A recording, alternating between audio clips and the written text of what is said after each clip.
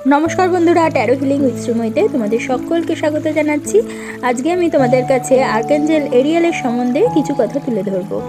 আর্কেঞ্জেল Ariel হলেন ঈশ্বরের সিংহ স্বরূপ এবং এই আর্কেঞ্জেল এরিয়েলকে আমাদের মেষ রাশির সাথে মনে করা হয়ে থাকে, মেষ রাশি মনে করা হয় এবং ফ্যাকাশে গোলাপি আভা এনাকে কল্পনা করা হয়, বা আমরা যখন মেডিটেশন করি তখন ফ্যাকাশে গোলাপি যে কালারটা সেইটাকে আমাদের মেডিটেশনের মাধ্যমে আমরা নিয়ে আসি, সেই কালারটাকে আমরা দেখতে পাই, তার উপস্থিতি আমরা বুঝতে পারি।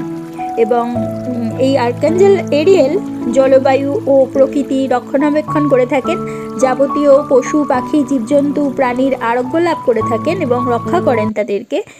এরিয়েল এবং রাফায়েল যদি জুটি বেঁধে কাজ করেন তাহলে তারা কিন্তু পশু পাখিদের আরোগ্য লাভ করে থাকেন। হারানো কোনো পোষ্য খুঁজে পেতে ইনি সাহায্য করে থাকেন। এক কথায় বলতে গেলে আর্কেঞ্জেল এরিয়েল আমাদের প্রাণী জগতে পশু পাখি জীবজন্তুর সকলকে কিন্তু আরোগ্য লাভে সাহায্য করে থাকেন। এবং এটির জন্য কিন্তু ক্রিস্টাল একটি রয়েছে, নির্ধারিত রয়েছে, সেটি হচ্ছে রোজ কোয়ার্টজ ক্রিস্টাল।